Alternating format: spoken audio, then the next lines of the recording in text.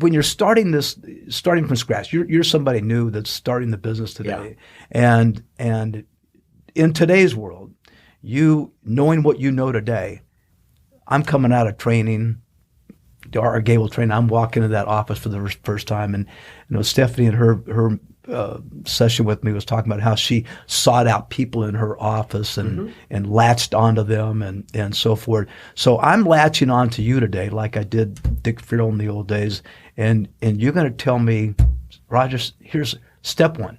Yeah. So step one is, I really think you have to write something that you're going to commit to.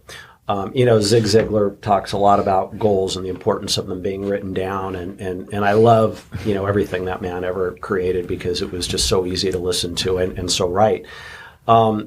If you're not committed to something, you're not going to do it. This is not an easy business. Right. There's plenty of rejection. There's plenty of people that, if you're representing buyers right now, think about how many homes you have to show just to get a contract accepted. Right. I mean, that's demoralizing. Right. Or worse, today, how many offers you have to write on properties to get one accepted. Well, this is what I'm saying. And so you've got to really get with yourself before you go into battle, right? Before you enter the industry and before you go out and say, here's what I'm going to do. I think you have to have a really clear idea of what your goals are. And they could be monetary, like I want to make X, and then you break it down. Okay, if I make $100,000, I have to do this many transactions. Where am I going to get those transactions from? And look at all the different sources. Okay, in my day, right? That makes me sound old. Yeah. In my day, though, when I started, going door to door was no big deal, right?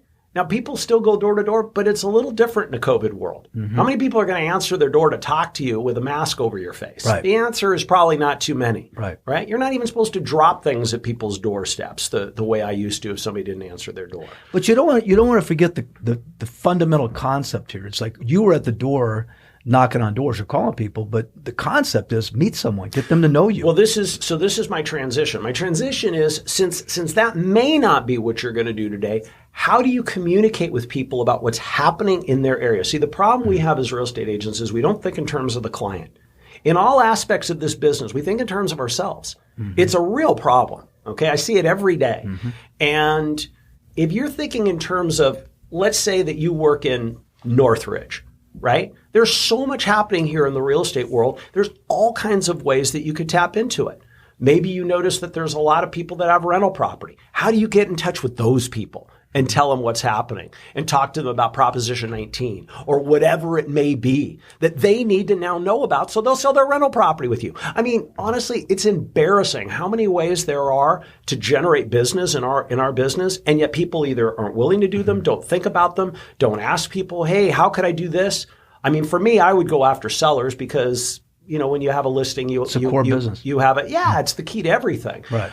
And if you really want buyers, the best way to get a buyer is to have a listing, right? These days. Yeah. So figure it out. All right, I'm going to make $100,000. That means I have to sell 10 houses. Where am I going to find 10 sellers? What are the lead sources that I can use? Right? What's the technology I can use? Mm-hmm. How can I communicate with these people about stuff that they might be interested in?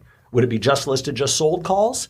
Could be. I mean, I would make just listed, just sold calls, frankly, if I was starting in the business. Yeah. Hey, Roger, our company just listed the home around the corner from you over on Aspen Way. You're not going to believe this. We got it sold for $750,000. Did you know that?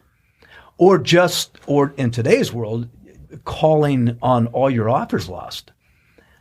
I have a buyer who wanted to buy your house, or wanted to buy this house, and they were 7 offers they'd lost. Would you like to talk to them?